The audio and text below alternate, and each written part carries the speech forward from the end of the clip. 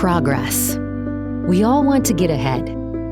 In life, in business, from our inner circle to the world we live in. We want it to be better. We want to do well and do good. Do things the way they've always been done and do better for generations to come. But how do you grow your business to its full potential without compromising on performance, animal health, and sustainability?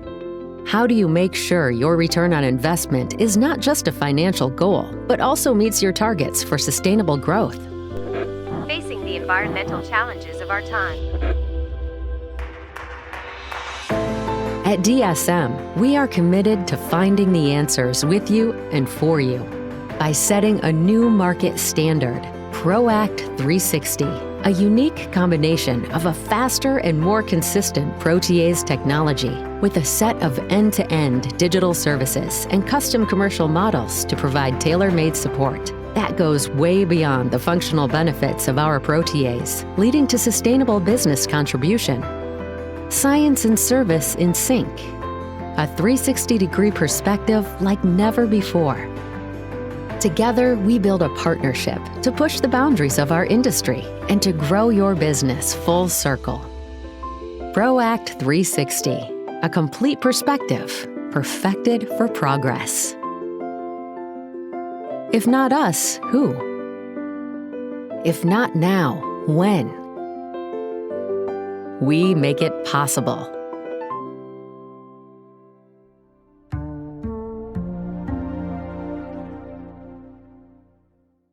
Buenas tardes a todos. Es muy bueno tenerlos nuevamente en este espacio virtual.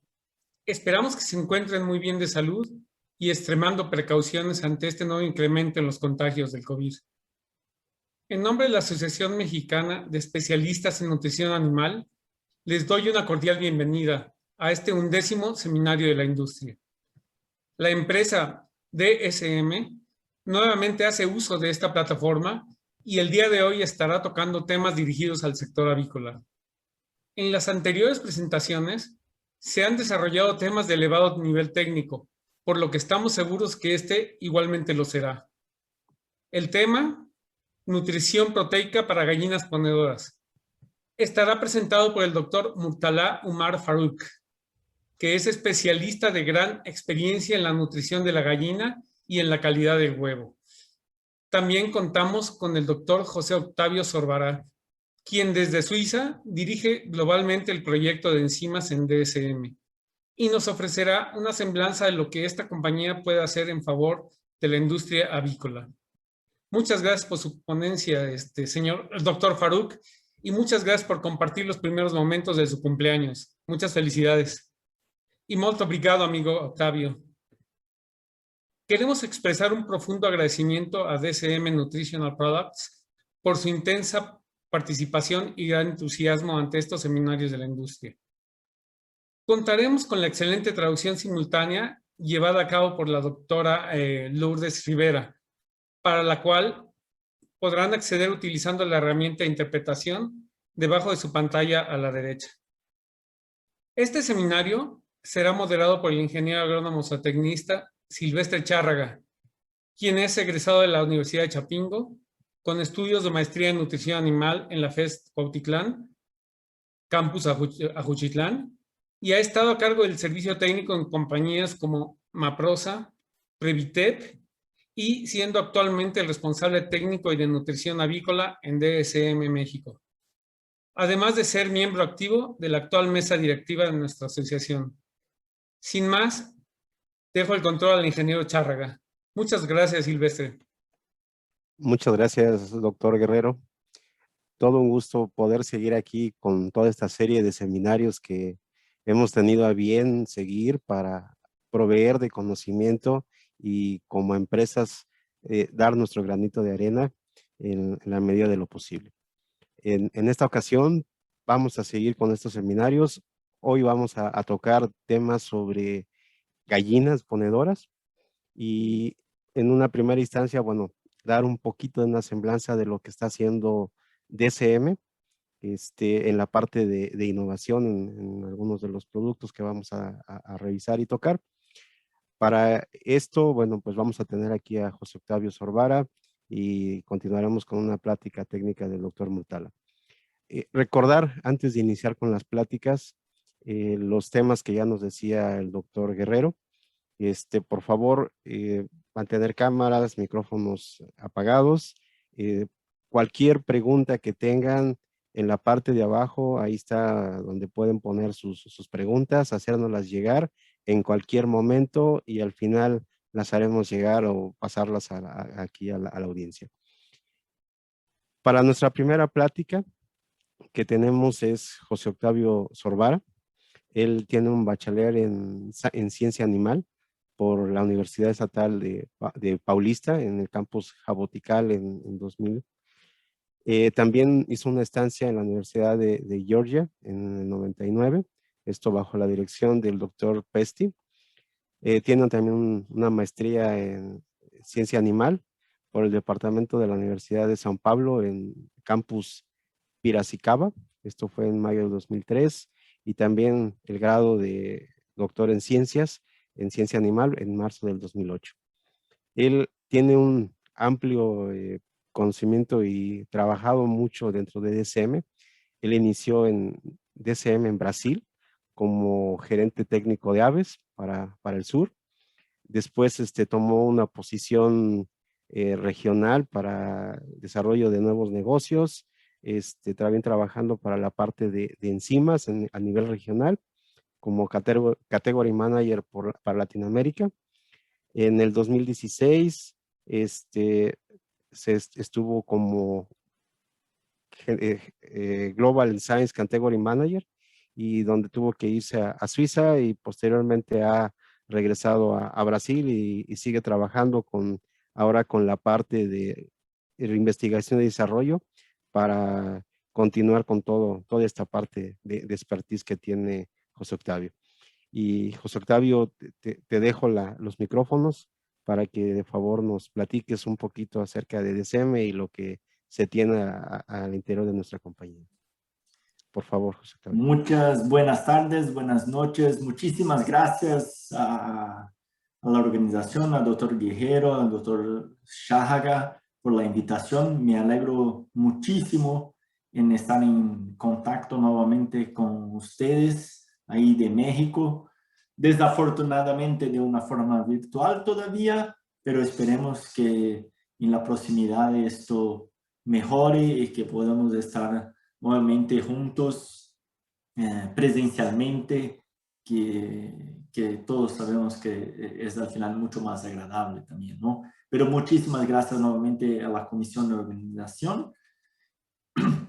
Y ahí entonces voy a compartir mi pantalla y hacer una pequeña introducción de DSM. Entonces, pasar básicamente, yo soy responsable hoy por la innovación que hacemos en aves en general, en DSM. Y ahí entonces hablar un poco de lo que estamos trabajando hoy, ¿no? Y también lo que es DSM, ¿no? ¿Para qué estamos? Entonces, aquí es mucho más el estatus, el purpose que tenemos como compañía de nutrición animal, que al final lo que queremos es una mejor calidad de la comida, de la nutrición, con salud también a lo planeta, ¿no? Porque sabemos que cualquier cosa que hacemos, sí hay un impacto ambiental, ¿no? Vivir ya es un impacto ambiental. Entonces, al final, tenemos que hacer la mejor forma para que podamos, entonces, seguir en este mundo, seguir con desarrollos y para que las generaciones futuras sigan ahí con este lindo mundo que tenemos ahí con nosotros, ¿no? Pero esto al final no hacemos solo. Ahí tenemos que empezar como compañía, como filosofía de la compañía. Esto empieza por el equipo de nosotros, empieza con muchos de ustedes que están aquí conectados, que son nuestros clientes, empieza también con los o que llamamos nuestros stakeholders, los accionistas de la compañía, para una sociedad mejor, para hacer una transformación en la sociedad, ¿no? Es esto que hacemos. ¿Y por qué? Porque aquí traigo un pequeño ejemplo de algunas cosas que hay pasado en México. Ustedes saben mejor, yo podría traer ejemplos de Brasil, yo podría traer ejemplos de Suiza, de Alemania, que en la última semana hubo mucha lluvia, casos de casas por debajo del agua. Tuvimos colegas, amigos de DSM que tuvieron perdieron sus autos, perdieron sus coches por las mudanzas climáticas, ¿no? Entonces, esto es una realidad que ya no se puede más callar, ¿no? Y ahí lo que nosotros tenemos, ¿no? Nosotros al final lo que tenemos un producto, un portafolio de productos súper amplio, que va desde el básico, que es nuestras vitaminas, nuestros carotenoides, pero estamos avanzando más y más en otras tecnologías, ¿no? Que sean las enzimas, que sean el Clean Cow, el Veramaris, los eubióticos. Salió hoy en las noticias, ahí no sé cuándo vieron, hicimos la adquisición de una compañía de Estados Unidos, una startup, Midori, donde tiene una tecnología súper especial de desarrollo que va a incrementar nuestro portafolio de bióticos y creo que va a generar mucho impacto en esto también, ¿no? Entonces estamos haciendo mucha inversión, en adquisiciones, en desarrollos. Otro ejemplo sería la adquisición de Biomin, que tuvimos hace poco también. Entonces, estamos invirtiendo mucho en esto justamente para traer más tecnología a ustedes, ¿no? Y básicamente, como dividimos nuestra estrategia, serían estos 6 business drivers, ¿no? De negocio, donde básicamente cada producto que vamos a desarrollar hay que se encajar en uno de estos business drivers, ¿no? Si no hay un encaje en estos business drivers, entonces ya ahí casi que ya empieza a decir, necesitamos de esto o no. Y realmente estamos muy enfocados en esto porque es lo que tenemos como desarrollo, como targets de sustentabilidad, ¿no? Entonces, siempre pensando en temas de sustentabilidad como primer punto de desarrollo. Y como, para que, creo que vale la pena aclarar un poco cómo estamos haciendo este desarrollo. Y esto empezó no hace mucho tiempo, un par de años atrás, donde hubo una nueva reestructuración de la compañía, porque ustedes creo que recuerdan que teníamos las cosas de encima, los eubióticos, los nutrientes especiales como Heidi. Aquí adquirimos también la Biomin con las mycotoxin binders, pero no teníamos un enfoque de especie. Y ahí que empieza un poco el cambio. Entonces, yo tomé la posición que tengo hoy cuando hubo este cambio, cuando yo me fui entonces a trabajar con enfoque en especie. Entonces, que es dejar un poco de pensar solamente en productos, es pensar de una forma más holística en la especie, o que al final nuestros clientes necesitan, o que quieren y o que tenemos que desarrollar.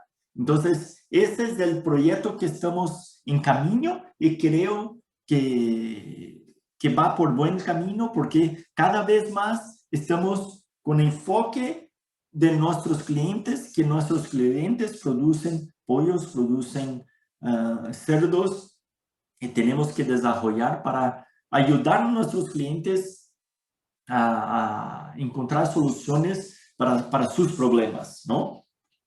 Entonces ahí empieza el primer cambio. El otro punto que ustedes, quizá algunos de ustedes vieron también, que estamos desarrollando mucho más la cuestión de servicios, de herramientas. Y una de las herramientas que tenemos acá es que fue lanzada este año también, que es Sustel, ¿no? Que es básicamente una herramienta que puedes medir,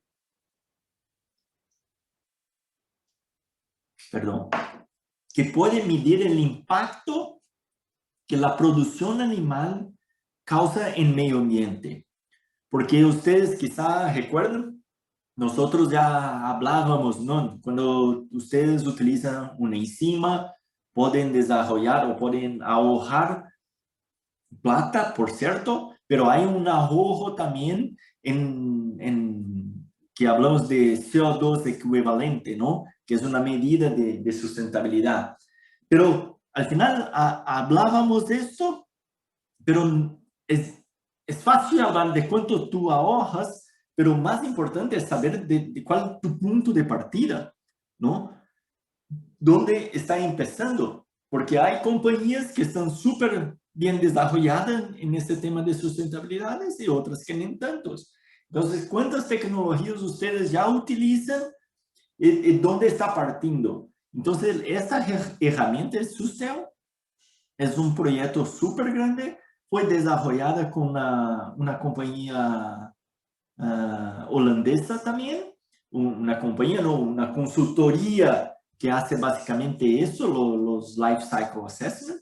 Y ahí entonces estamos trabajando junto con nuestros clientes para realmente medir cuán impactante es su producción animal, para ahí entonces decir, bueno, si ahora tú trabajas con una nutrición más fina, que tú ajustas su nutrición, utiliza un aditivo, esto es tu impacto. Entonces puede bajar, hoy tú tienes 200, entonces puede bajar a 190. O si tú cambias y haces un cambio que no es muy interesante por algunas condiciones, entonces ya no va a ser 200, va a ser 210, ¿no? Entonces, eso que mide la herramienta.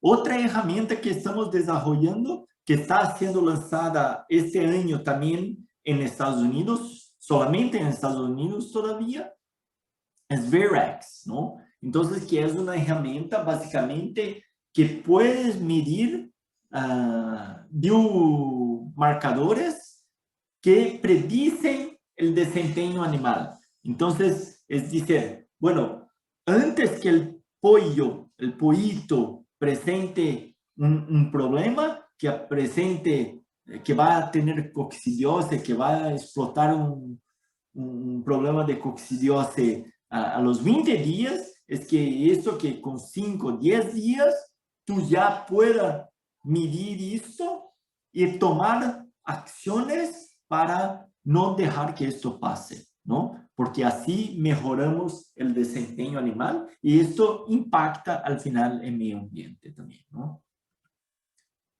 Otro punto es el lanzamiento que tuvimos algunos años atrás, que es realmente un lanzamiento de un producto de una super innovación, que es Balancios, donde desarrollamos una enzima que nunca habían escuchado, imagino yo, una enzima que trabaja sobre calidad intestinal, que es un desarrollo fenomenal, porque hasta entonces solo se hablaba de enzimas con propósito de nutrición, ¿no? Entonces, trabajábamos con una fitasa, trabajábamos con una proteasa, que es básicamente mejorar la digestibilidad de los nutrientes de origen vegetal o animal.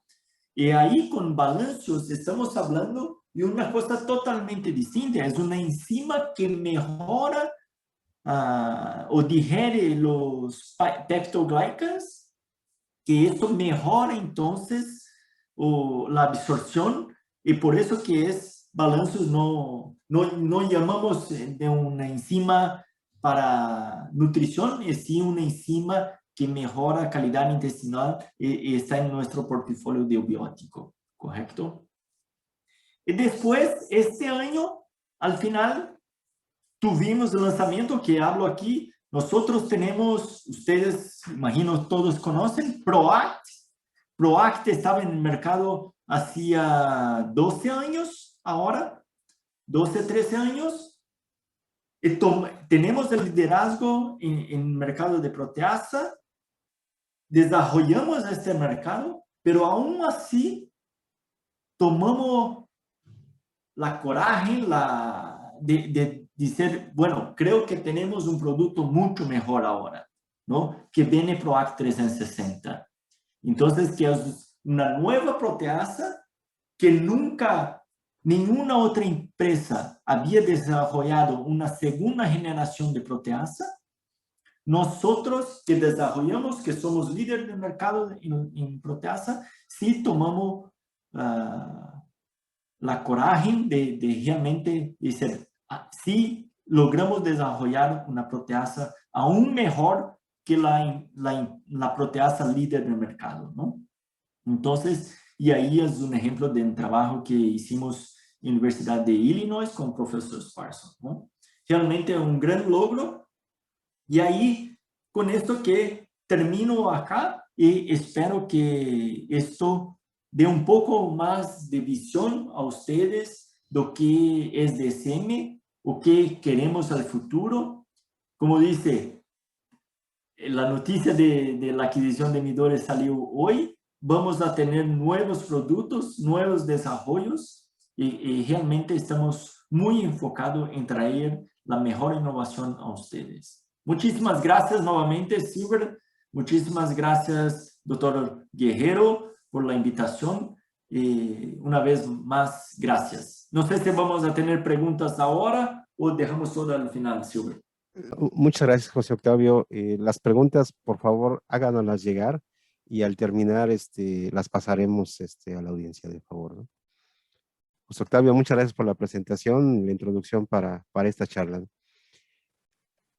Les recuerdo de favor, para la siguiente plática, esta va a ser en inglés. Tenemos traducción.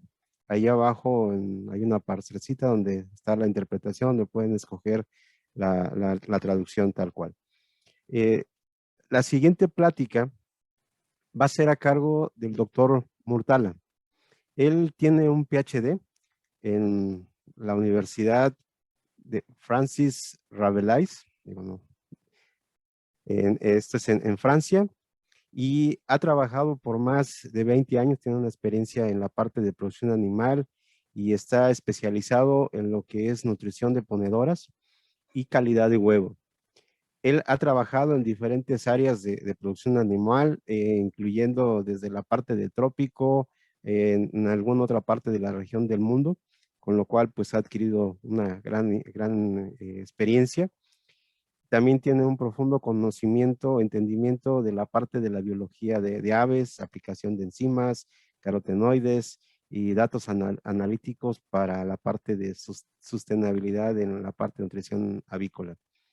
Es autor de varios artículos con revisión científica, incluyendo capítulos de libros y algunos artículos de revistas arbitradas. Él es uno de los principales científicos de DSM para la parte de innovación del equipo en el cual también está aquí José Octavio. A él, pues en gran parte se deben algunas de las cuestiones. Creo que la mayoría que estamos en la parte de nutrición de aves y en campo, pues vemos que hay un abanico de DSM. Él es uno de los promotores de la parte del 16avo abanico que está ahí. También junto con parte del equipo para el desarrollo del Digital Fan, innovación en la parte de ProAct 360 y muchas otras enzimas que se están trabajando y que se tienen para la parte de ponedoras.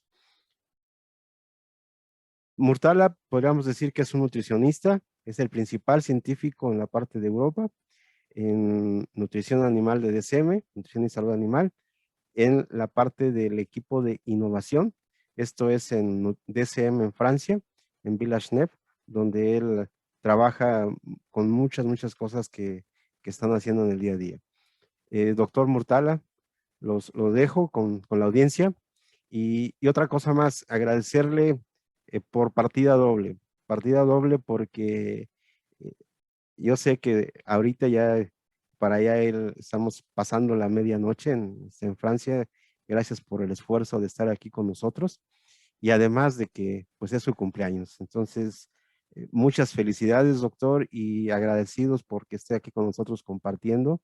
Y adelante, la audiencia es suya. Thank you. Thank you, Silva. Thank you, and thank you everyone for being here. I would have loved to be in Mexico with you today, but due to the current situation, it's not possible, but I have you all thinking in my mind, and it's a great pleasure for me to be here today to discuss about the protein nutrition, but specifically on sustainable, regarding to sustainable egg production. And as José Otávio mentioned recently in his introductory presentation, we as DSM are quite thinking of sustainability in every bit of our innovation development. So discussing about protein means that for us DSM, we need to also discuss about sustainability, because this is what we believe to be part of the future. To the next slide. Yeah, good. So just a little bit of history. This is a piece of article and a journal article that I have found, which was sometimes almost 100 years ago.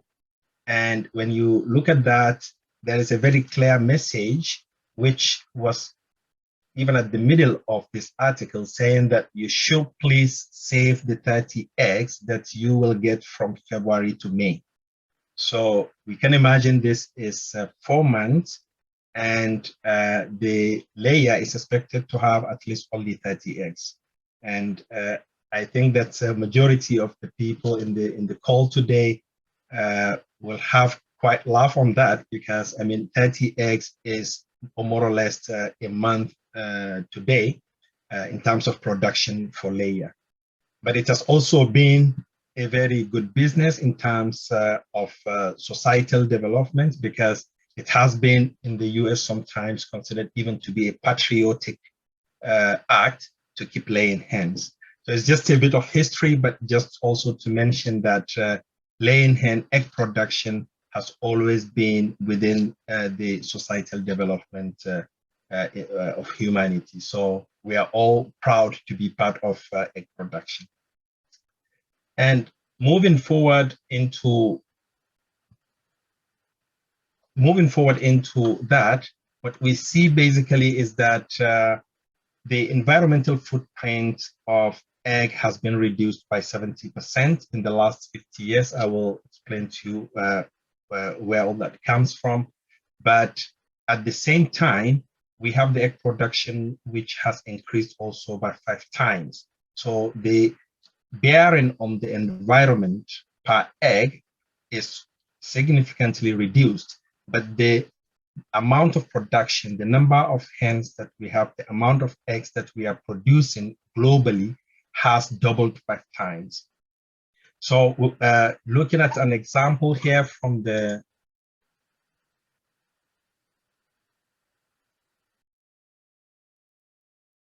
I have a screen that is fixed.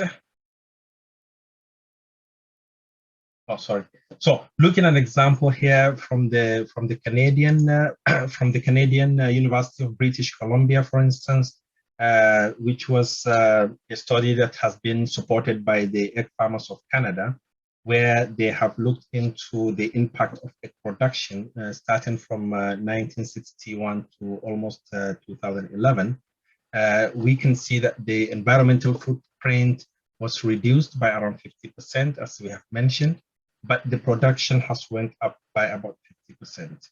And one of the major factor that has contributed to that is really the the diet, the composition of the diet. And it has been identified as one of the most important items that has helped the egg industry to reduce its carbon footprint.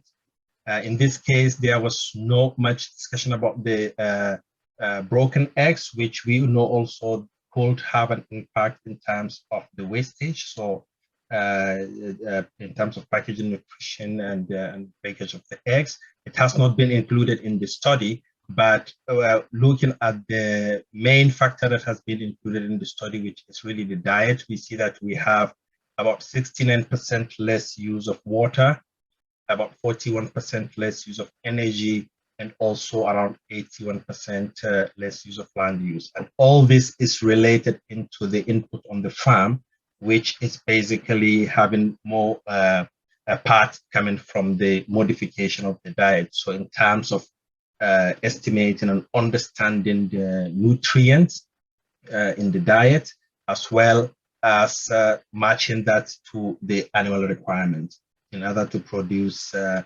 required product. So it's all a question of improved efficiency. Now, with all this, we could ask ourselves the question whether a maximum performance of egg production is actually opposing a sustainable egg production. In terms now, we as DSM, we talk about people, profit, and planet. And the simple answer will be part of the discussion that we will for sure have this night. And I have my own opinion on that, but I think that it will be an opportunity also for us to have a discussion here. But this is one of the first questions that I'm putting in place for this discussion. And so now moving more into the nutrients, and as we have discussed earlier on, there are two critical components, as you are all familiar with, in terms of least cost formulation. And these critical components are basically the protein. And in terms of layers, as much as other animal species, we are also talking about amino acids. But energy is also very, very important, as it has a direct relationship with regards to the intake, especially as we know that for layers. So there we know that optimization is necessary for raw material usage in terms of optimizing production costs, and all in aiming to reduce the environmental impact of egg production. So it is therefore very important that we match the optimum nutrient requirement as the main key strategy, which is also, I think, part of the strategy that has been used in the previous slides that I was showing with regards to the impact of the Canadian egg industry, and to match that with the breed, the age, the physiological status, the production level of the animals, as well as management practices. Now, why do we think such protein nutrition is very important in laying hens? And the simple answer to that, to start with, is because of its significant impact on efficiency.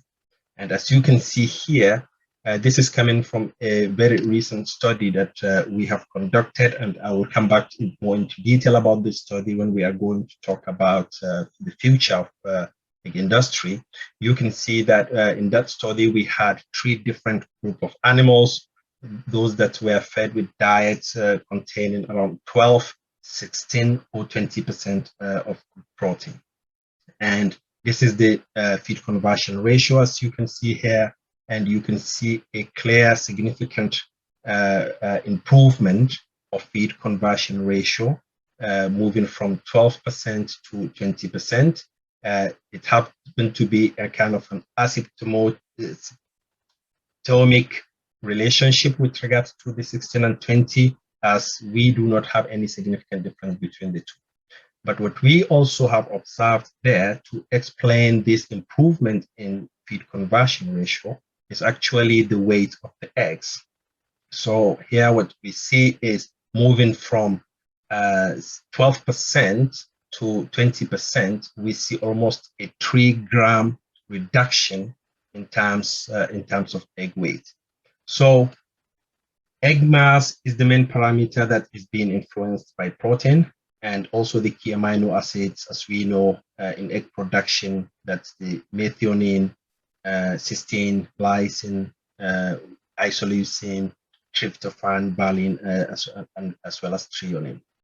And what the layers do is that usually they respond to the concentration of the first limiting amino acid in the diet, and whatever limiting amino acid is present, as long as they have responded to that, then they will move to the next one and the next one and so on.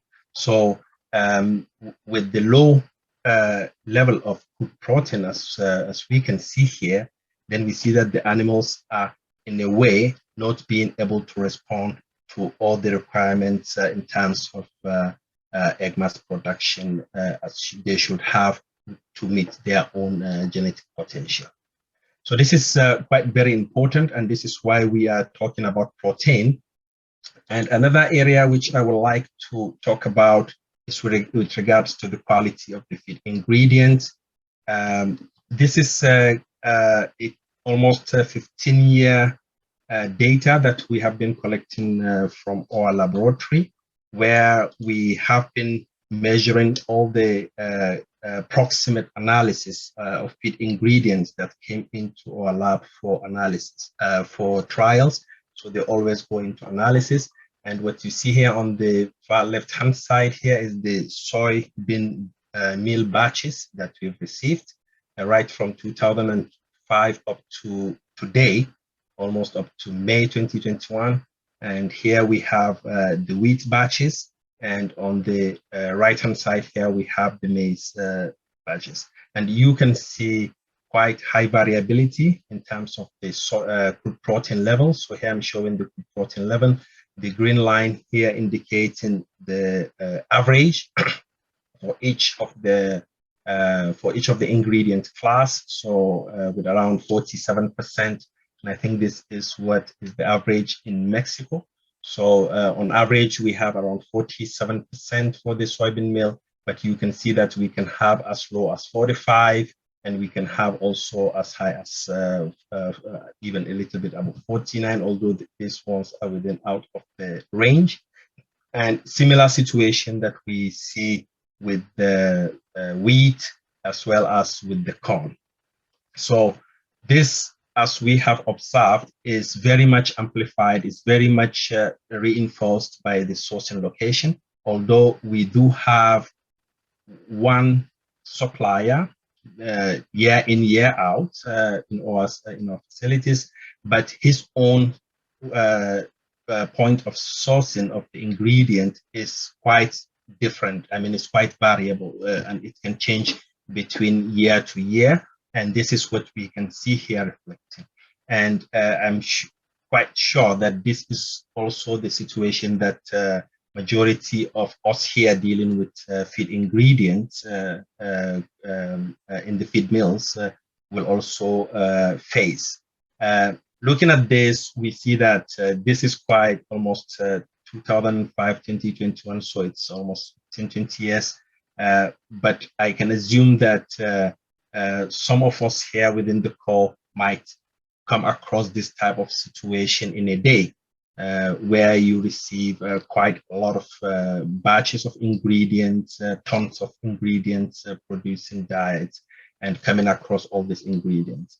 But what I wanted to mention here also is that the industry is very much dealing with this, and especially with the help of the NIR and a lot of work that has been done earlier on by the former colleagues in trying to understand the sources of variation, but also using and applying the technologies that are available in order to deal with this variability. Very importantly here, as I've mentioned with regards to the protein, is that we do, crude protein and amino acids do not change linearly. The fact that the crude protein is changing does not necessarily mean that the amino acids are changing in the same proportion. So this is very important, and especially in terms of precision animal nutrition, and in terms of matching the requirement of the animals, understanding the requirement of the animals, matching that to the needs or to the supply of the nutrients coming from the feed.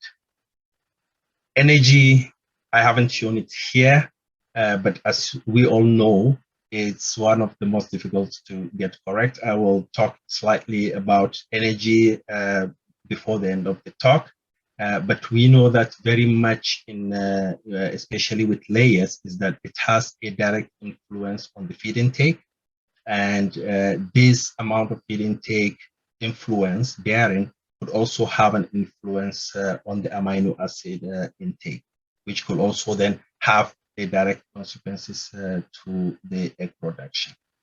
The minerals, and especially here with regards to the egg production, I'm making references to calcium and phosphorus, but also the electrolytic balance in terms of also the pH, which could also have an effect on the growth, the water intake, and also the welfare issues that we all have.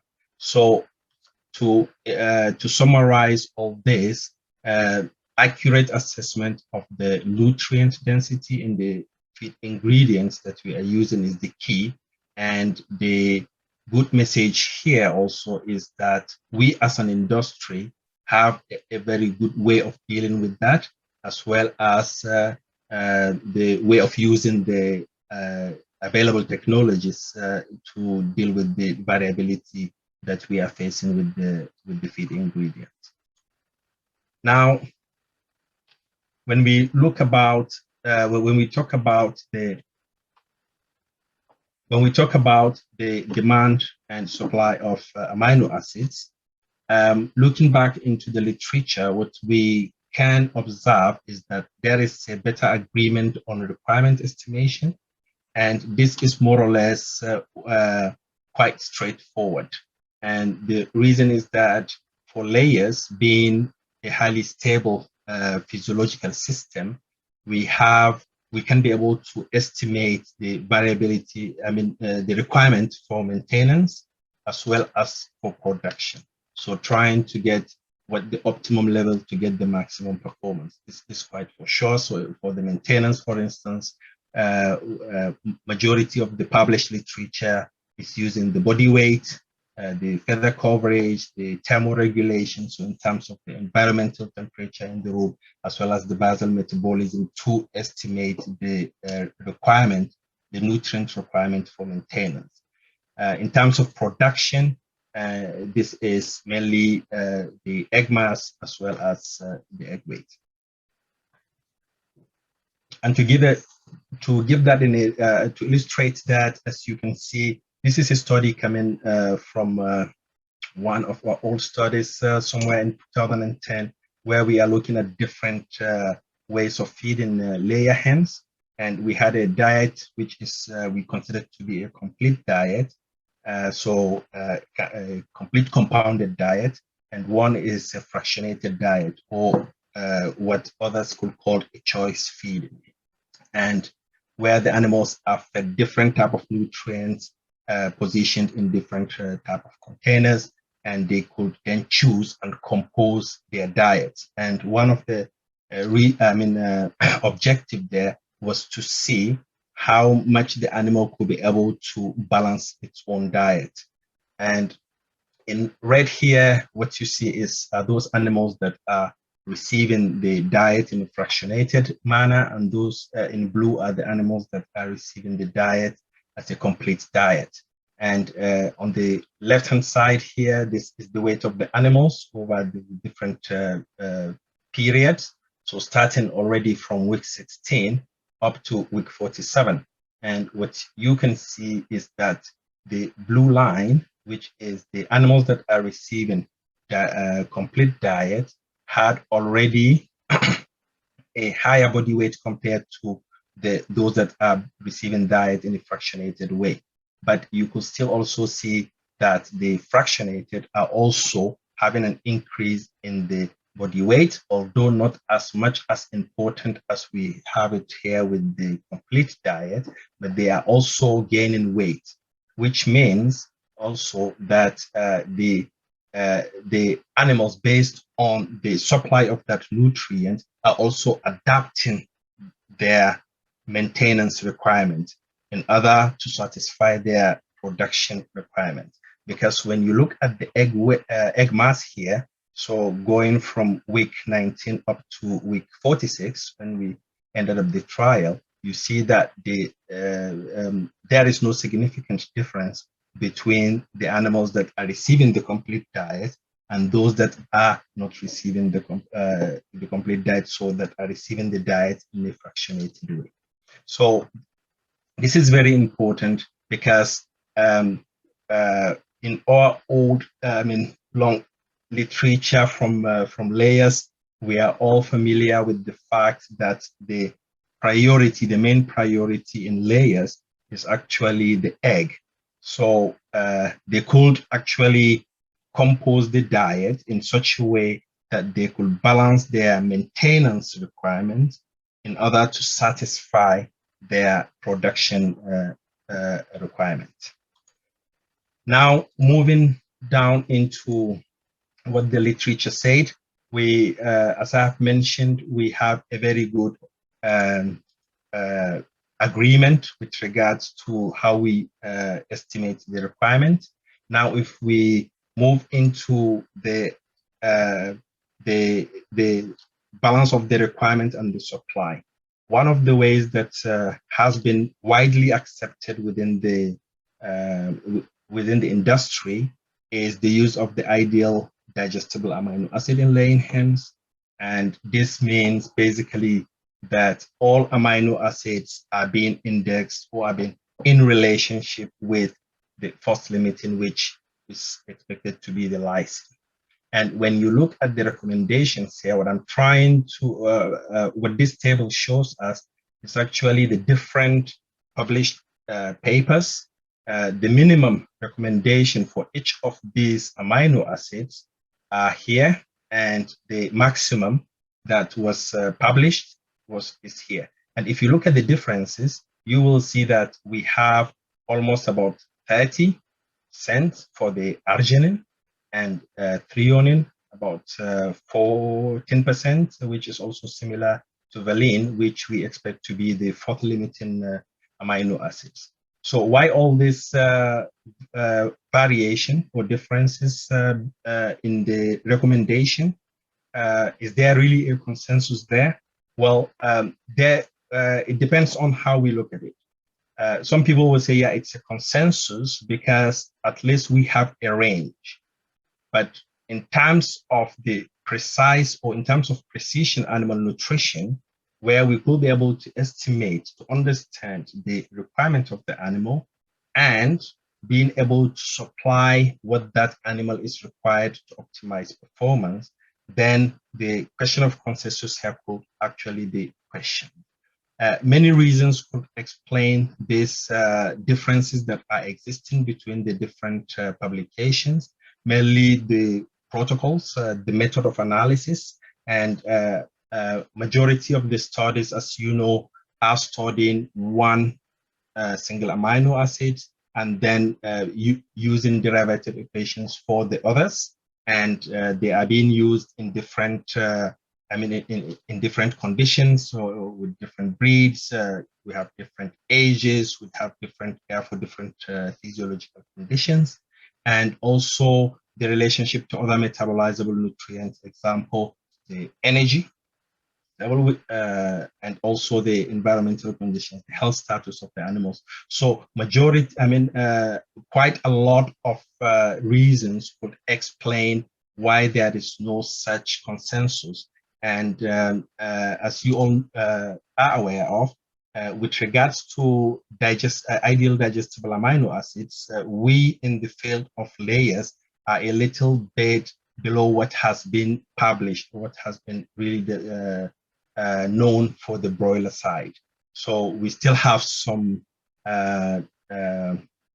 way to move further in order to have a kind of a better complete picture of the ideal digestible amino acids in laying hens. But irrespective of that, all this previous work has been a very good foundation in understanding the amino acid requirements for layers, and especially with regards to its impact on egg production performance, so with regards to efficiency. So if we have to resume that, as I have mentioned earlier, so the ideal amino acid profile with layers is not as well developed as those for broilers and pigs. And we see that there is a lack of consensus as to which of these ideal profiles for laying hens that will most accurately reflect the true profile. And but although despite all this non-consensus on that, we still believe that it has an advantage over the empirically determined amino acid requirement. Since here, one amino acid, which is lysine requirement, is the one that is only necessary to know, and then the relationship to other amino acids will then be calculated. But this, I think, is one of the topics that we will come back into the discussion with regards to the future of the egg production and sustainability.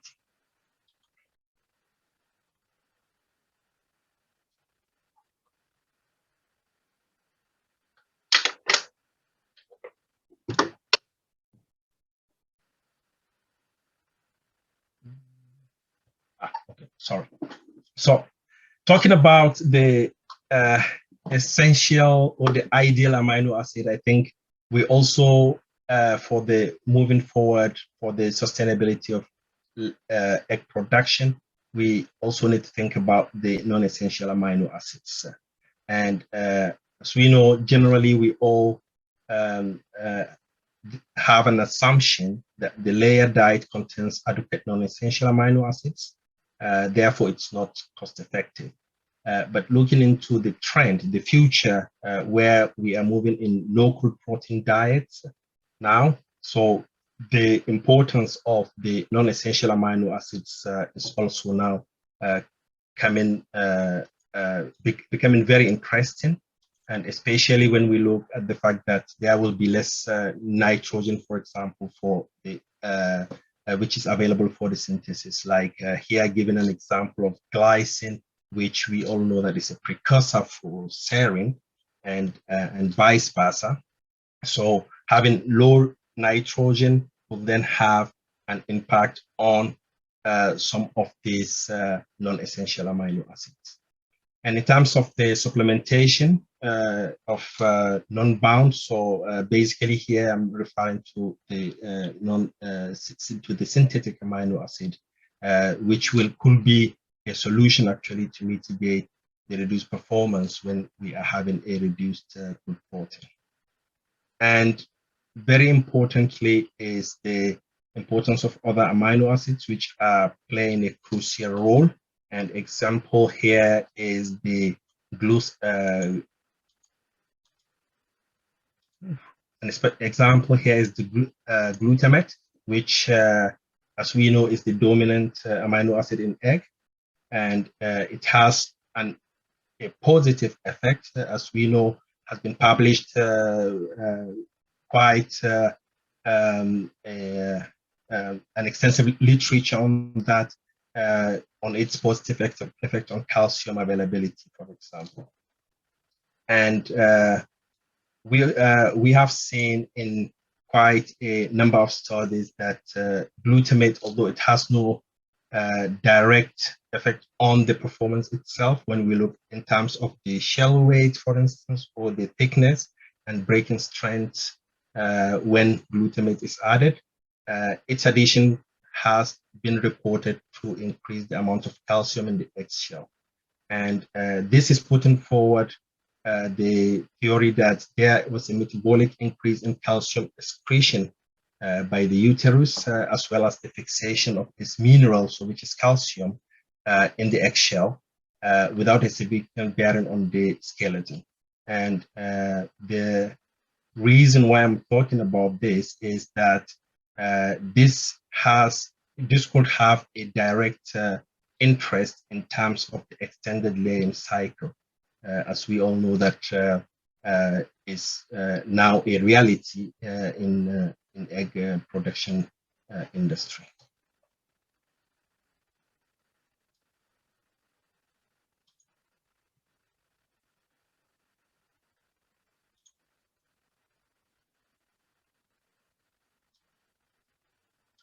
Now, talking about the energy, and here, talking about protein, we also need to talk about energy, as I've mentioned earlier. ME systems still remain the widely used system in poultry nutrition and laying hen included. And but we all know that different nutrients, talking about carbohydrates, fats, and proteins, they do have also different relative efficiency for energy, which has to be taken into account when we are moving from one system into the other. The dietary energy modification has been one of the major studies back in the 80s, and this has quite been well documented in terms of the impact on feed intake, which in turn has an impact on the nutrient, and especially protein and amino acid consumption. Quite some time ago, the work of Bouvarel, a colleague from INRA, that time did a meta-analysis looking into the impact of the energy, and identified a linear relationship actually between almost 30% change in feed consumption when energy level is being changed. So moving, having studies with sand, for instance, just to dilute the diet, and comparing that with enriched energy diet containing fats, for instance. So the topic with regards to energy, I think, remains with the long-lasting debate, which is the metabolizable or net energy system. And based on all the evidences, it could be envisaged that for sustainability reasons, the use of net energy may be a more precise estimate, because this is taking protein also into consideration, and especially if you are estimating the amount of energy that is coming from the protein.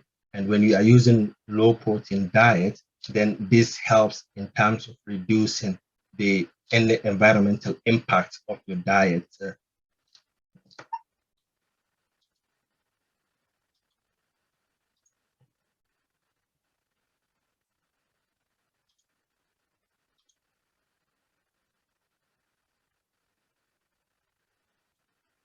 Talking about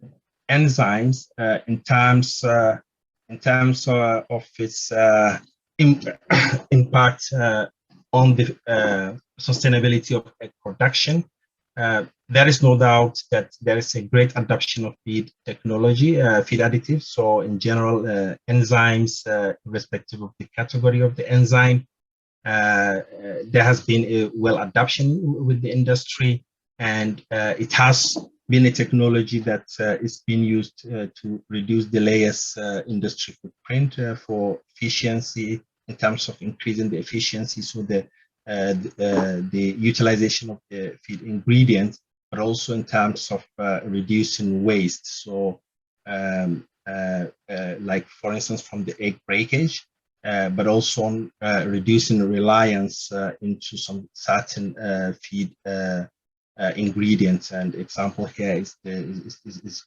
white soybean. And feed enzymes will contribute to more profitable and sustainable layer farming because of their documented role in improving nutrient utilization, reducing nutrients also which are escaping digestion basically, and also importantly is the right selection of the enzyme activities which should match with regards to the substrate that is in place. And looking into this is slide, a graph I was borrowing from one of our colleagues in Mexico, because I see that a very good schematic way to look at the use of enzymes. So when we are having a complete diet that is providing the necessary or the required nutrients for production, then we consider ourselves to be on the OK production correct or the acceptable level of production. So by the use of enzyme, basically what we are trying to do is to try to reduce the nutrients in order to give the enzymes the room for work. So by doing so, we're actually creating a kind of a deficiency, say, which will then apply the matrix values for us to be able to allow the enzyme to work. So usually when you are at this level and you are applying the correct matrix and targeting the right substrate, then you will be able to catch up with the performance.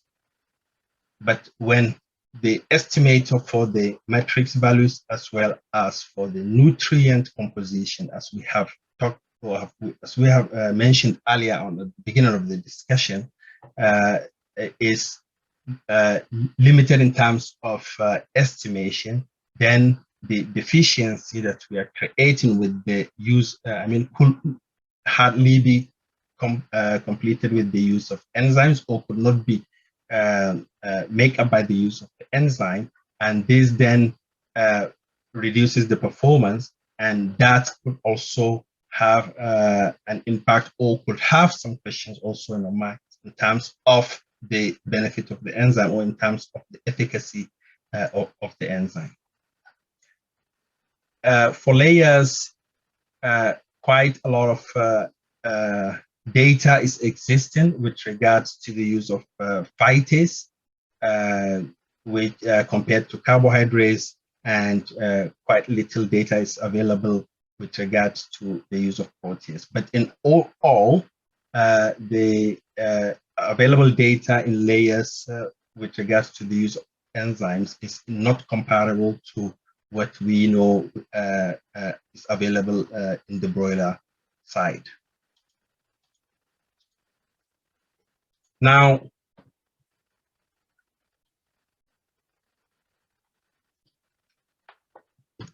there is a what I usually call the rule of thumb in terms of enzyme application.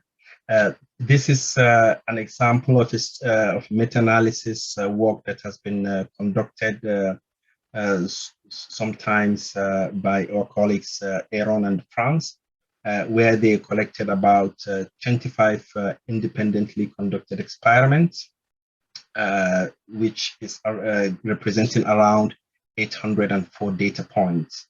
And in this meta-analysis, they found out that the mean response to protease was around 3.7% compared to the control.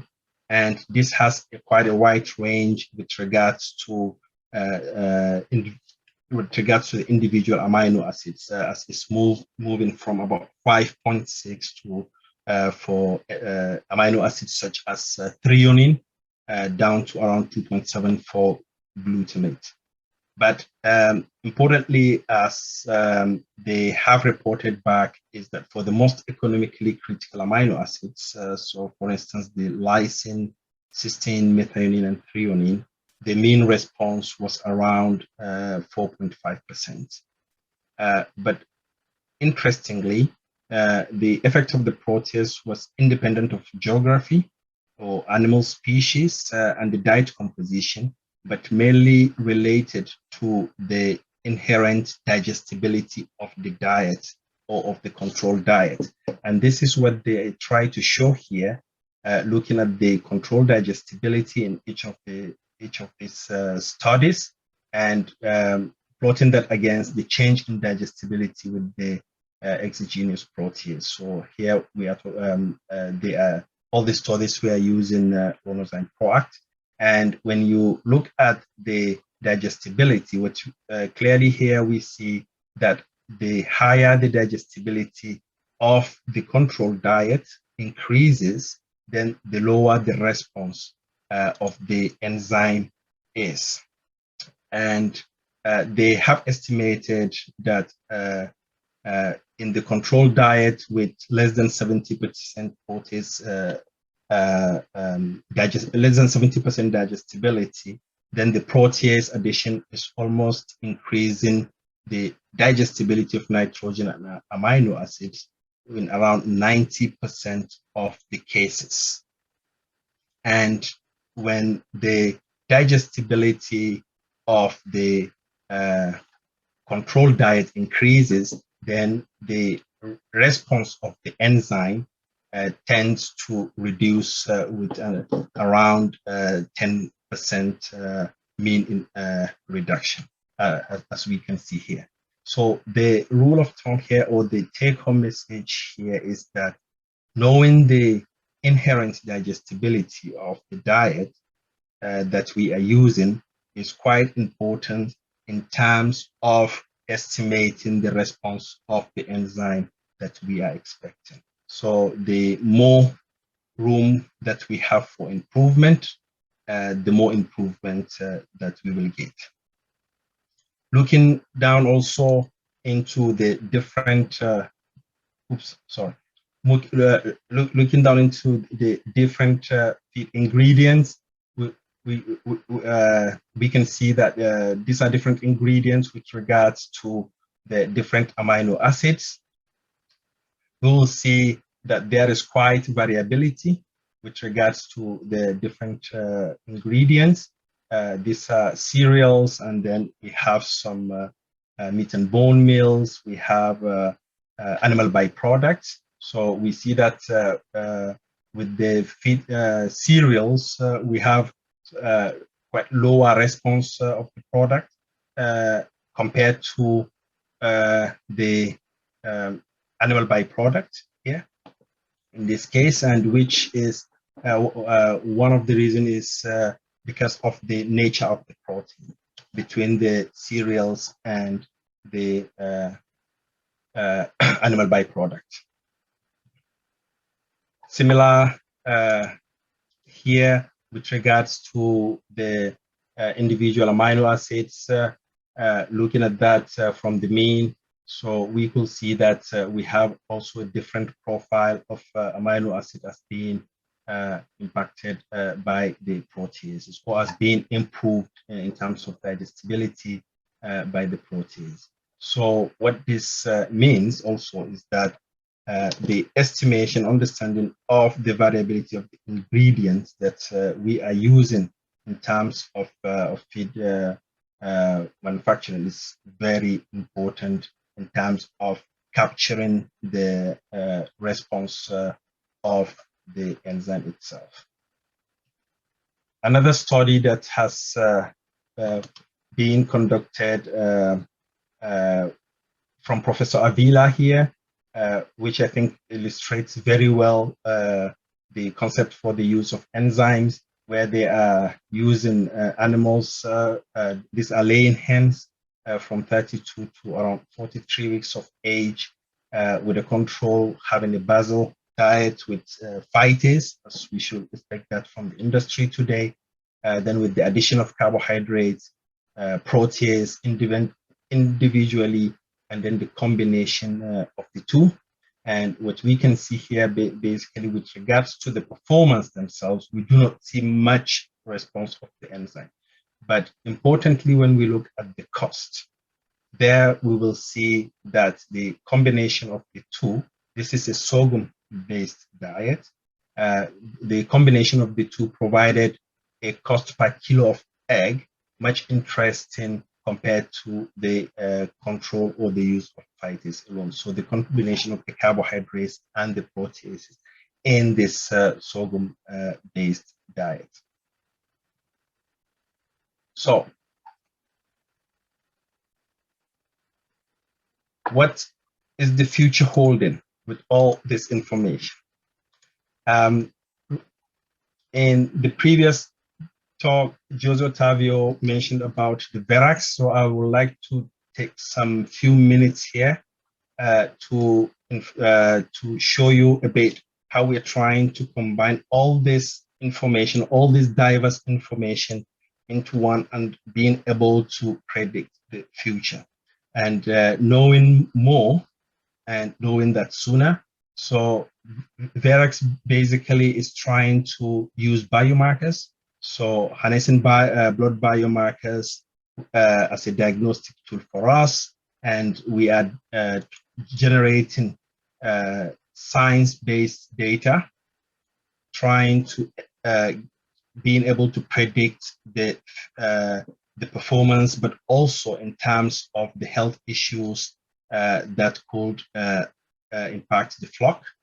And we want to, we are using Verax to try to help the producers to take the right action as soon as possible, and also try to solve issues before those issues could even actually surface.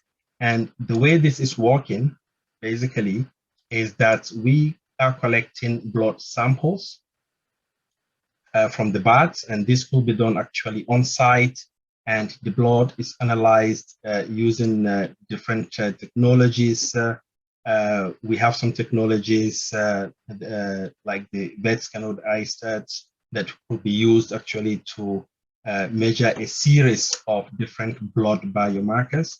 And from that, then we have an in-app analysis that could provide relevant recommendation, which is based also on the data that is from the industry. So these are the part of the development, and especially for the layers, is coming from the development work that is being done from the research, but a lot of the data that is going in there is from the industry data. And with this, we will be able to use different biomarkers, specifically about 17 different biomarkers that we analyze from, so the albumin, calcium levels. We can look into the carotenoids level, which give us an indication on the absorption capacity or on the absorption efficiency, for instance, of nutrients. But we can look into much more other parameters that are not only related to the performance, like the ionized calcium for layers, very important in terms of the eggshell quality, but we can also look into biomarkers like the uric acid, which is more related into the nitrogen emission.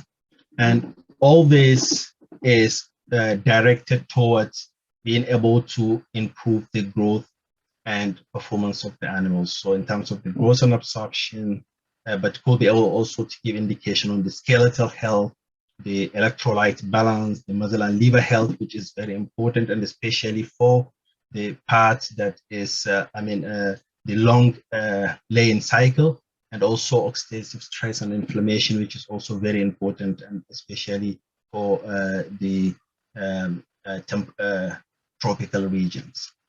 Giving you an example, and I will leave this slide from here, just from this one here, and I will just show you some few other things that we are doing with that system, and especially on layers. The broiler part is, as Jose Otávio also has mentioned, has been already being rolled out in some of the markets, and we are also now developing the models for layers. And what you can see here is we have conducted some trials using different crude protein levels in the diet. So as you can see, we have 12, 16, and 20% of crude protein level. And one of the parameters that came out to have a significant bearing on the size of the egg is the plasma uric acid. So as you can see, we look into the animals, trying to understand those animals that are producing eggs that are above or below 65 grams. of weight, and how does that relate to the amount of plasma uric acid? And you can see those in red here are those that are actually producing about above 65 grams, and those in blue are those that are producing below 65 grams of eggs. And as you can see here, it reflects very much with regards to the amount of the protein into the diet, moving from 12% to 16 and 20%. And we can see that there is a clear difference between the two, and especially when you are moving away from the 16% recommended protein, but still can distinguish animals that are producing eggs that are below 65 grams of weight.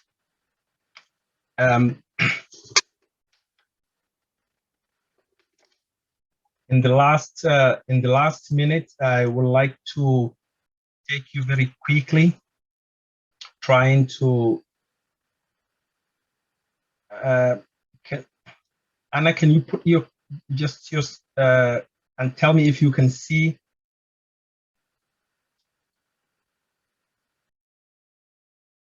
If so, you can read, maybe. Yes, it looks very small, but we can. You can follow that. Okay, good.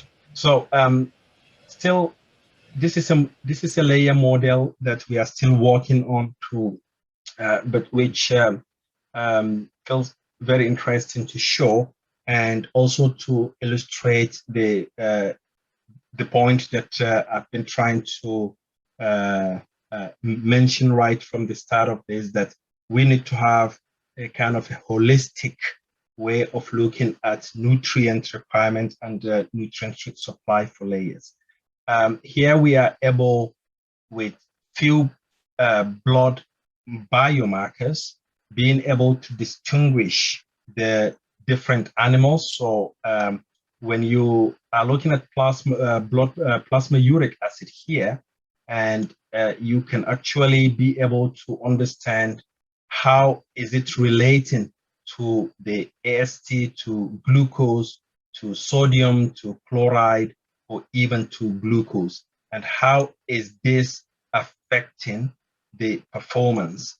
Because then we have seen very clearly that there are two main parameters that could have a direct impact and could tell us, could give us a pre-information with regards to the ionized calcium, for example, and total CO2, which will give us information on the quality of the eggs. And here we term them to be the saleable and the unsaleable eggs, so the broken eggs.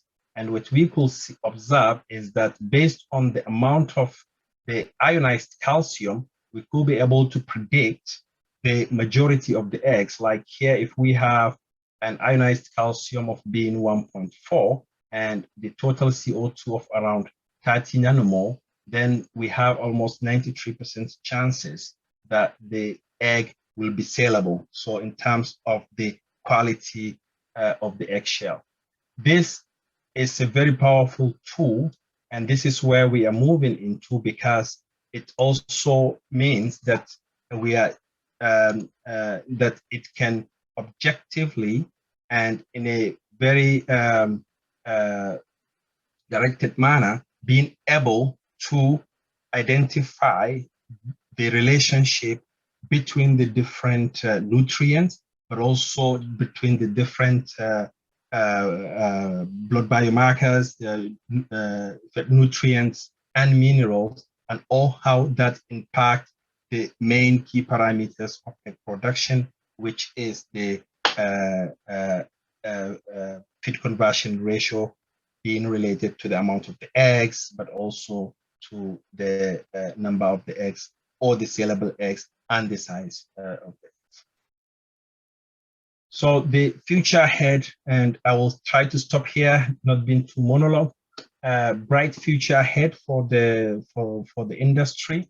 In terms of the input, the ingredient quality, as we have seen that very much in line with sustainability. Still quite a lot of improvements that we can make. And the sooner we know, the better. This is the future of the sustainable egg production. Then we could be able to have precision prediction in terms of the requirement of the nutrients, but also in terms of optimizing the ideal digestible amino acids that the animal will require to optimize performance. And this will allow us to have interventions in terms of the use of the enzymes, being able to precisely estimate and understand, and also being able to use the enzymes for the improvement of efficiency and to reduce the environmental footprint. And one other last point that I want to bring to table and also still open for discussion. Why not having a least environmental cost formulation system? So even including the raw materials and feed additives for the layers industry. I think this is the last slide that I have. So I would like to give back the mic to you, Silva. Muchas gracias, doctor, por la plática, que nos da muchos temas que podamos platicar, revisar, y resultado de ello, pues hay varias preguntas aquí que habrá que irlas revisando una a una para poderlas platicar. De cualquier forma, por favor, cualquier pregunta, háganoslas llegar en lo que se sigue abriendo el tema, ¿no? Voy a ir con algunas de las preguntas, las primeras que se pusieron, tratando de agruparlas. Por aquí nos preguntan, bueno, ya José Otávio ya estuvo contestando algunas para la parte de PROAC y de enzimas en general. Y bueno, vamos a revisar ahora las que se hicieron para el doctor Murtala. Nos dicen, ¿qué es mejor? ¿Manipular la dieta para bajar el peso de la gallina de postura adulta o quizás utilizar una genética de gallina con línea más liviana? Y aquí junto, quizás doctor va otra que dice, ¿cómo se recomienda manejar la proteína en concentrados post-pelecha?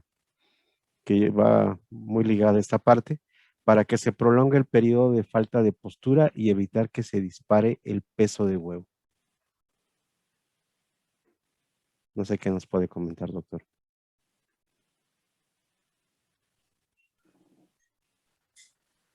Yeah. To the first question with regards to either manipulating the diet or using lightweight animals, what is important is the target. If you have low weight animals, then you could have also a low weight egg in the long run. So there has been studies, some meta-analytic studies that has been published by the colleagues from INRA, where it's very clear that the weight of the animal from the start of lay has a direct impact on the weight of the eggs in the future. So it's a balance that you may need to find. I will rather, as a nutritionist, advise to control the diet. It will be easier to have nutritional intervention to control the weight of the egg rather than the weight of the animals. Does that answer the question, hopefully? Yo esperaría que sí, doctor, y si hubiera alguna otra cuestión ahí que nos hicieran favor de llegar sus comentarios. I'm just trying to find. Are you still seeing my screen or? Oh yeah. Okay, good. Now I can. Yeah, good. Ok. Doctor, ¿podría existir alguna relación entre aminoácidos esenciales a no esenciales?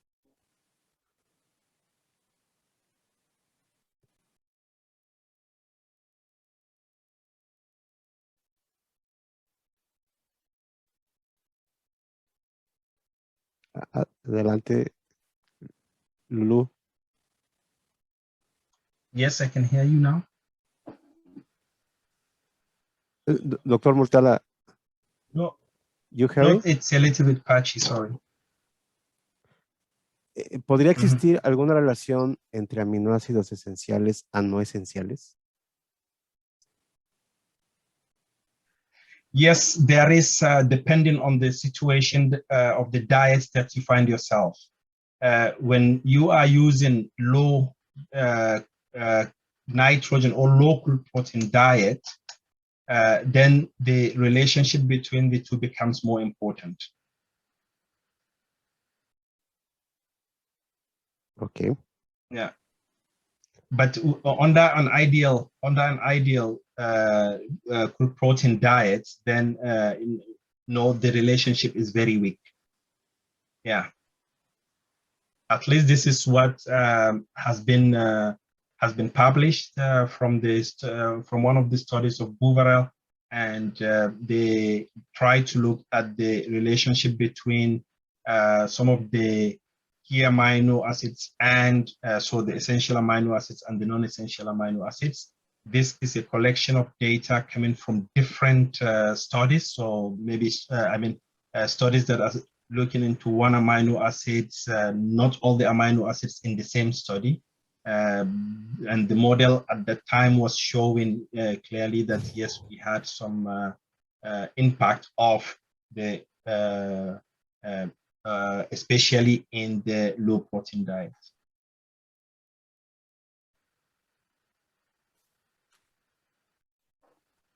Y quizás de esa forma también es una forma de regular la cantidad de proteína, lo que mencionaba ahí de nitrógeno no proteico, para poder regular esa parte, y yo creo que por ahí va la pregunta, doctor. Ok. En proteína ideal, el término metionina más cistina. Otra pregunta. En proteína ideal, el término metionina más cistina se refiere a cisteína o cistina. En todo caso, ¿cómo se satisface esa relación si eventualmente los datos que tenemos de aminoácidos azufrados en las tablas de composición llegan a ser muy escasos? ¿Alguna recomendación de literatura, bibliografía para revisar esa parte? Yeah, recently, this year, there has been a publication coming from Marceline in Poultry Science, published in 2021, looking into the amino acids for layers. It's a very good read for that, yeah, if that answers the question. But I can provide the references, yeah. It's possible.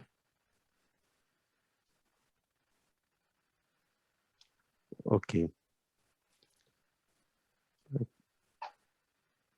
Ahora, en términos de mil equivalentes, ¿cuál sería el punto de equilibrio de una dieta para gallina ponedora? Expresado en mil equivalentes, para lograr el mayor desempeño, en ese caso de una proteasa. Y también por ahí nos preguntaban el caso de azufre como un... Déjenlo, para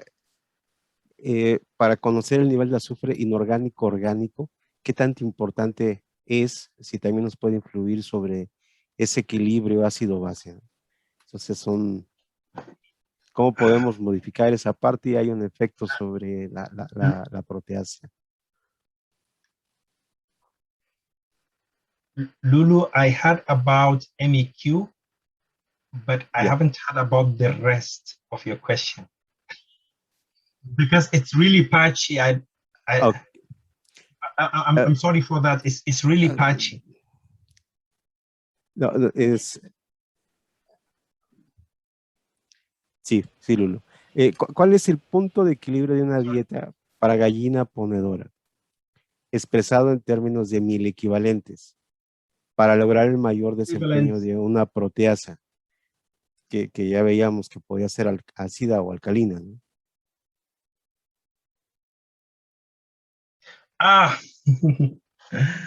okay. I'm not sure to answer the MEQ.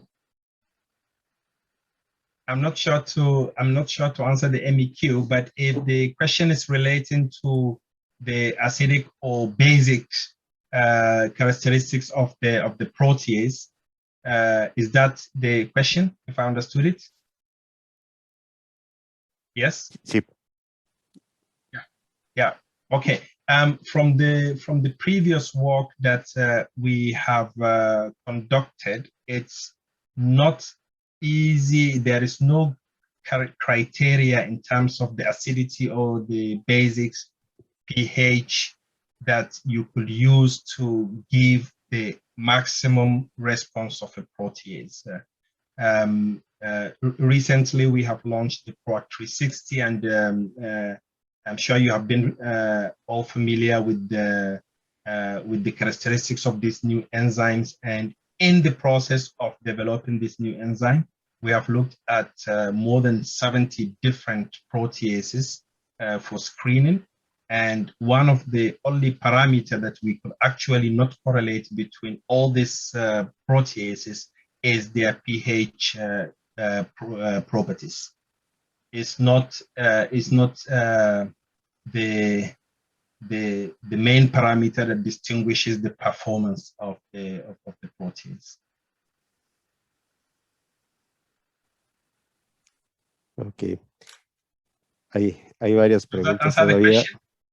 Because I wasn't sure to have understood the question of the initial question. Does that answer the question?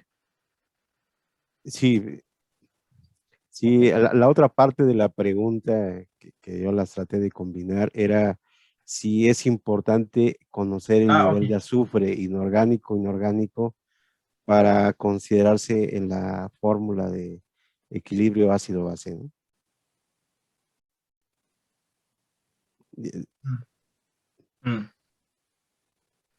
Interesting. It's interesting to do. Yeah.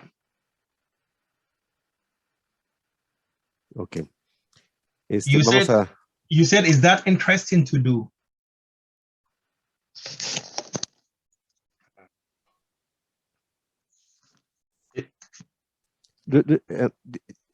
¿Tiene alguna recomendación, doctor, en este sentido para manejar azufre con miliequivalentes? The sulfur, the methionine 16.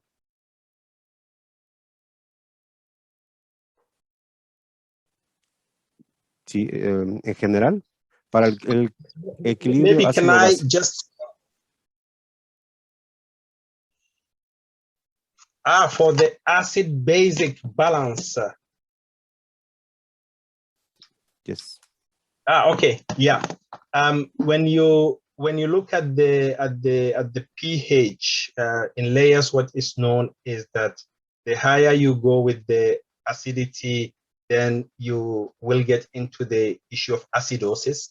And one of the major impacts that you will see is the quality of the eggshell. So you will see quite an increase in terms of the eggshell, egg breakage, for instance, which is related also to the egg quality, to the eggshell quality.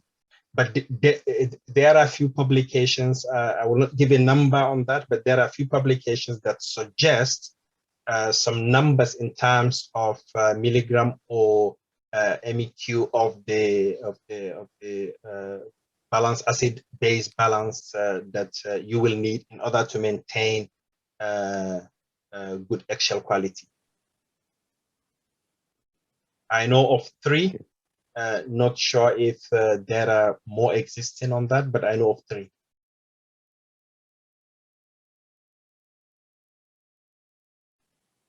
Ok. Gracias, doctor. Ya estamos con algunas preguntas más. Para realizar la alimentación de precisión en gallina de postura, ¿con qué periodicidad se recomienda la toma de muestras sanguíneas? ¿Algún manejo en general que nos pueda comentar o en qué fase vamos, doctor?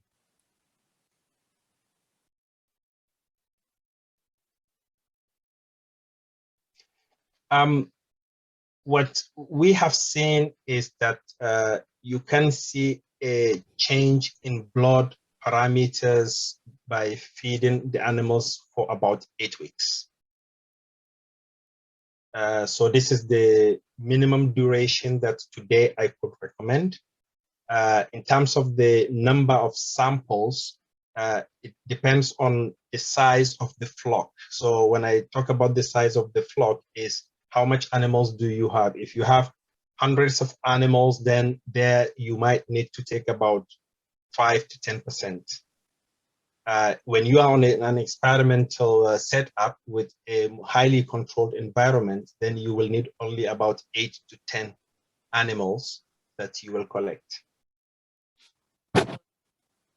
Yeah. Okay. Doctor, si consideramos que tenemos una alta digestibilidad de la dieta, ¿puede ser mejor la inclusión de una enzima sin realizar el ajuste por la matriz? Quiero entender que sería ponerla on top en un momento dado.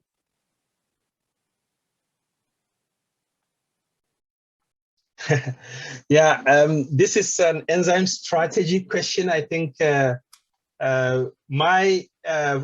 from a scientific point of view, I think, as I have mentioned, the main aim is to optimize costs by using enzymes. So optimizing cost means that we are displacing some of the nutrients to get the enzymes in, and so that the enzyme could uplift the nutrients that are present in the diet. So on top addition is a question of cost, which then the user has to decide. But from a more logical way of using the enzymes, I will recommend rather using the matrix values, as long as we are able to have an understanding of our ingredients and the substrate that we are targeting. Ok, y esto nos daría en términos de rentabilidad ponerla on top o ponerla en matriz. ¿Cuál sería la mejor recomendación para un mejor desempeño en términos de rentabilidad? In terms of better performance, as long as we are able to have the diet right, then using the matrix values will give us better performance, because when we are using enzymes and we are using that on top, then we are providing more nutrients that the animal is requiring. And basically, when we talk about the protein, as we know that the protein has a cost when it gets into the animal, but it also has a cost when it's coming out. So the cost as we pay when it goes in, but the cost of coming out is the deamination. So it's the ATP cost, is the energy cost that the animal has to use in order to make, prepare that protein to be excreted out. So in terms of cost benefits, then yeah, it's not my preferred option. Y muy bien, doctor. Y ya en términos de la recomendación que daba de la proteasa, ¿se coloca un valor de proteína en la matriz nutricional que nos presentaron hoy? Esto es importante porque en algunos lugares se debe reflejar en la etiqueta que está en los alimentos terminados por cuestiones del Ministerio de Agricultura o dependiendo del país que estemos hablando. Es decir, la proteasa no va a tener un valor de proteína como tal. ¿Qué es lo que deberíamos hacer o cuál sería la recomendación?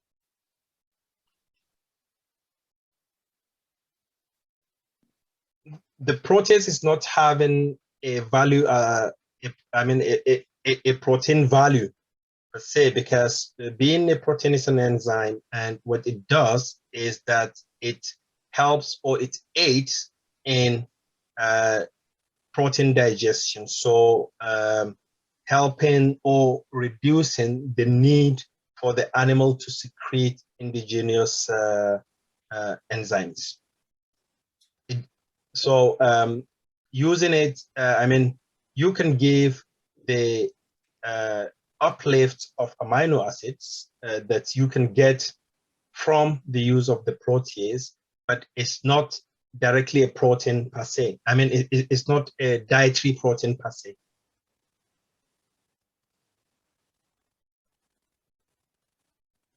Ok, gracias, doctor. Aquí, con la pregunta que estaba al inicio de la parte de del manejo de las pelechas, ¿tiene alguna experiencia o que nos pueda indicar algún porcentaje de proteína para las dietas de post-pelecha? O aquí nos ponen lo que sería una pelecha terapéutica en México. Digo, habrá que revisar, ahora sí, precisar si es durante el proceso de pelecha o si es la fase de segundo ciclo, doctor. No sé si tiene algunas recomendaciones en cuanto a nivel de proteína. No, the data I have, because of the fact that molting is no longer what is accepted in this part of the, I mean, in this part of the world. I do have old data. I think in Mexico you will have more data, or in any of the Asian countries you'll have more data than what I will have in terms of the molting, because this is still a very valid practice in your region.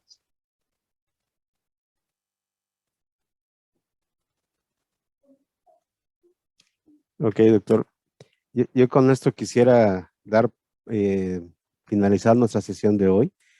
Hay más preguntas, vamos a tratar de hacerlas llegar para que podamos responderlas todas y que todas tengan ahí una respuesta. Doctor, de antemano, muchas gracias por la presentación. José Otávio, muchas gracias también por el espacio que tuviste a compartir con nosotros. A todo el equipo de Amena que están ahí atrás y que también nos han apoyado, DSM, el equipo de DSM también, para que pudiéramos cerrar esta plática, ¿no? De antemano, muchas gracias. Y doctor Murtala, nuevamente, muchas felicidades, que se la pasen muy bien. No pudimos cantar las mañanitas, pero en otra ocasión será y esperamos que sea por acá en México. Muchas gracias a todos. Anita, te cedo los micrófonos. Muchas gracias, Silvestre. Pues igual yo darles unos anuncios rápidos de aquí de la Mena, agradecerle primeramente al doctor Murtala por estar aquí con nosotros, una excelente participación. Esta grabación va a estar disponible en nuestro canal, ahí la pueden revisar durante esta semana, ¿no? Entonces, muchas gracias, doctor, felicidades por su cumpleaños y esperemos que ahorita ya pueda descansar. Hasta luego. Igualmente agradecerle a José Otávio que nos estuvo presentando esta parte de DSM, información de la empresa, y a Silvestre Chárraga que estuvo con nosotros como moderador. Entonces, muchas gracias a todos, a DSM y a Lulu Rivera que estuvo con nosotros en la traducción.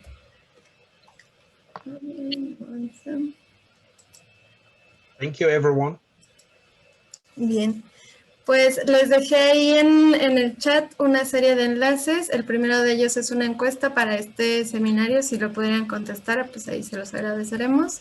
Nos ayuda para pues saber sus comentarios de estos eventos. Igualmente, pues les comento de nuestros siguientes eventos. Estos son los simposios virtuales de Amena. Tenemos uno el 16 de agosto, el 27 de septiembre, el 25 de octubre, el 8 de noviembre y el 6 de diciembre. Todos son a las 10 de la mañana, todos son el lunes, entonces pues ahí tienen los enlaces para irse inscribiendo a los primeros y pues puedan accesar, ¿no? El primero de ellos es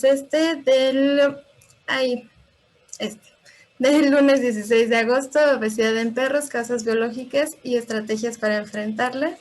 En 2 semanas vamos a estar en este primer simposio moderado por el doctor Armando Shimada. Entonces ahí los esperamos el lunes a las 10 de la mañana. El de septiembre es microbioma y salud intestinal moderado por el doctor Diego Braña. Este es el 27 de septiembre y pues también a las 10 de la mañana. Estos dos ya tienen el enlace ahí para que se vayan registrando. Y es el lunes 25 de octubre, el lunes 8 de noviembre y el lunes 6 de diciembre, con el doctor Beto Robles, en noviembre con el doctor José Luis Romano y en octubre con el doctor Fernando Cisneros. Y igualmente comentarles que tenemos ciertas fechas disponibles para seminarios de la industria. Son el 10 y 24 de agosto, el 13 y 21 de septiembre y el 5 y 11 de octubre.